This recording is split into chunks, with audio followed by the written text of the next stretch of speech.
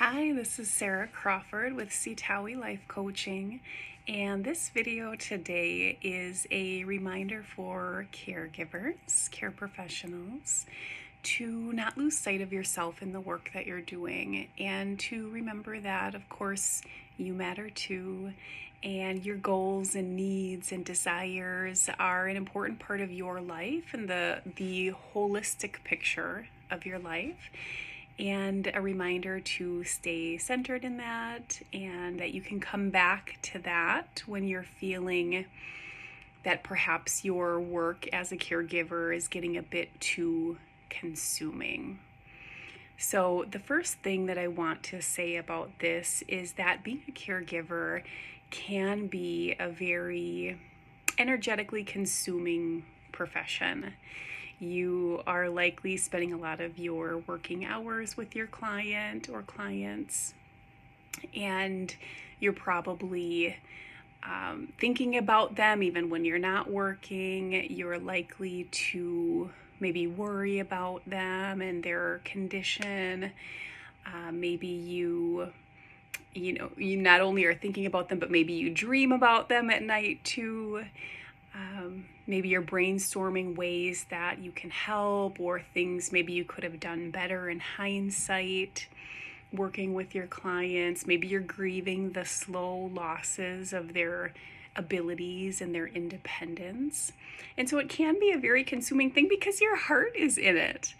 And so one tip that I want to present for being able to stay connected to yourself and kind of get back to center when you have gotten a bit too maybe consumed with the work, especially during your personal time, is to imagine that you are a bus driver. And now hear me out on this. It's sort of a funny analogy, but if you imagine you're a bus driver, the people that you interact with during the day, metaphorically are riding your bus, so to speak. And, so they're in our space, they're in our thoughts.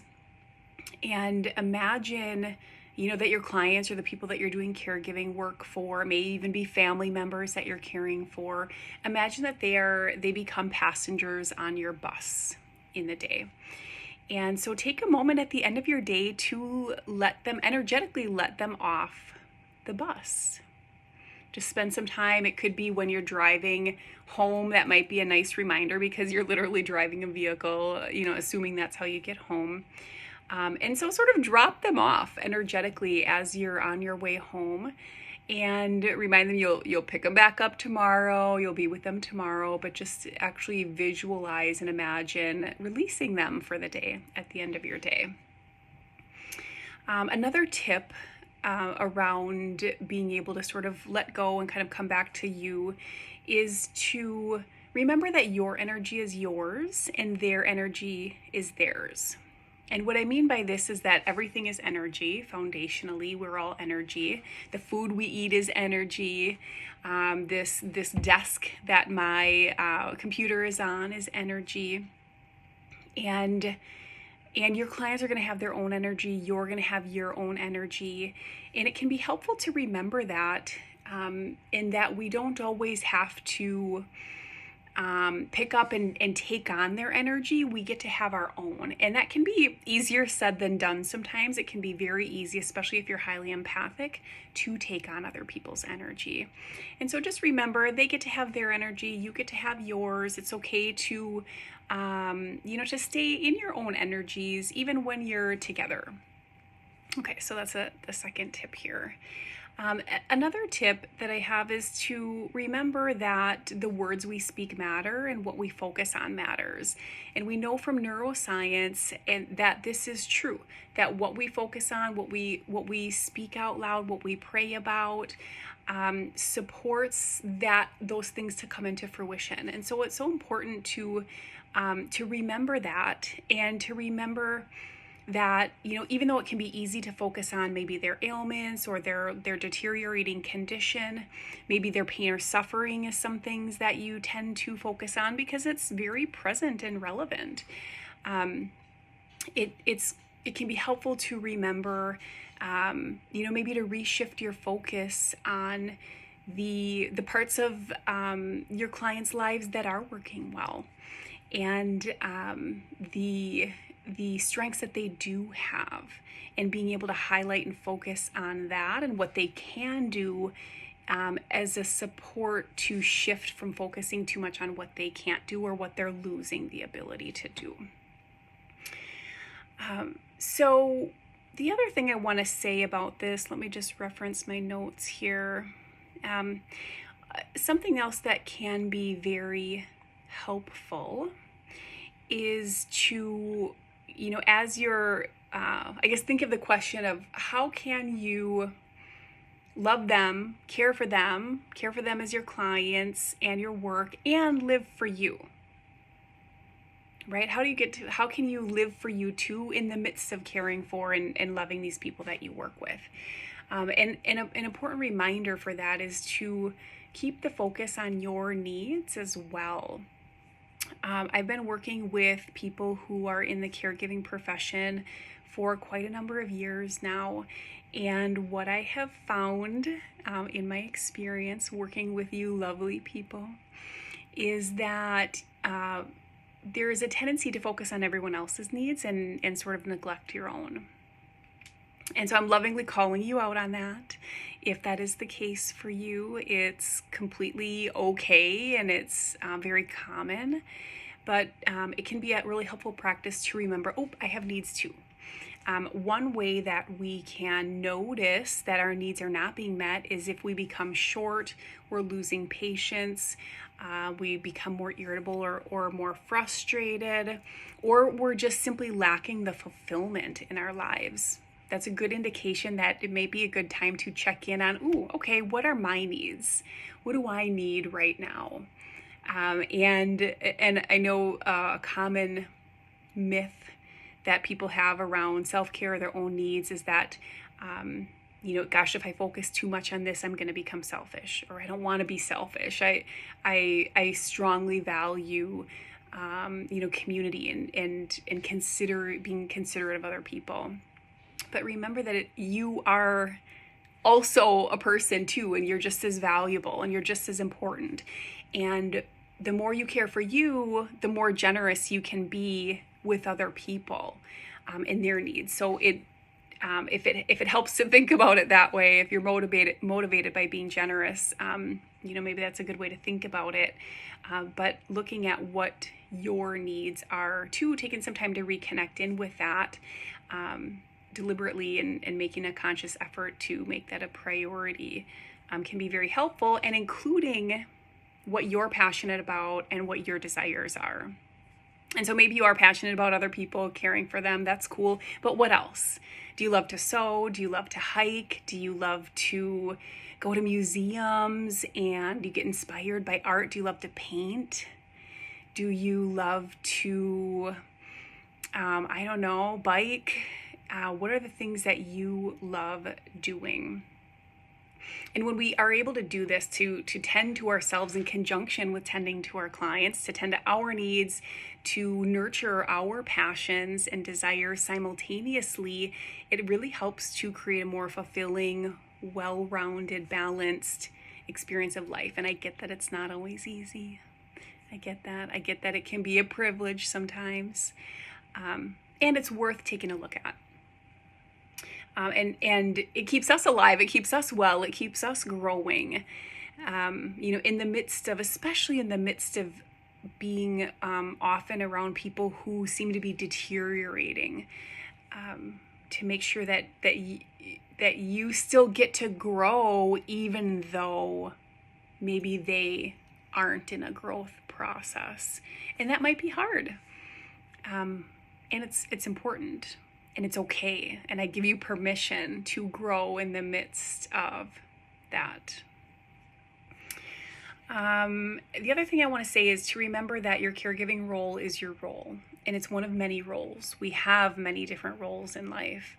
And, it's okay to have different roles taking priority at different times in our lives. That's okay. That's normal.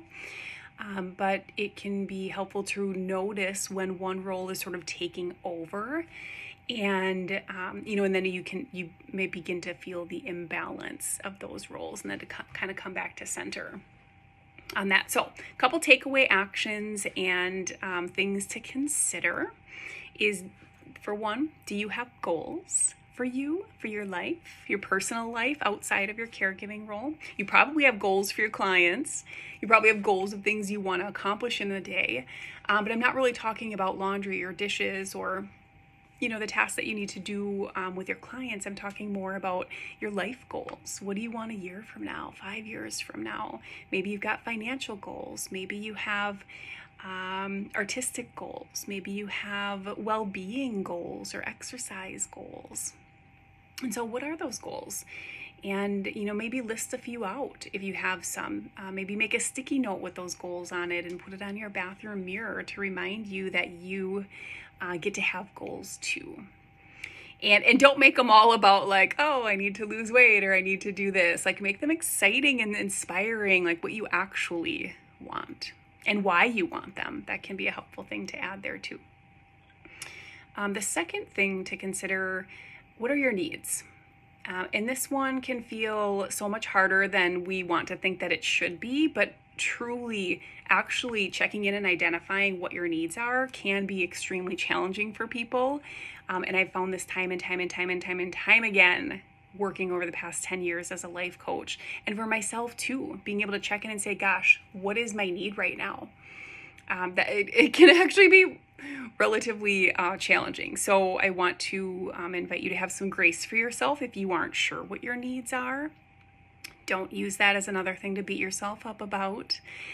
There are, if you go into the search bar on your internet, you can find like a needs inventory. The Center for Nonviolent Communication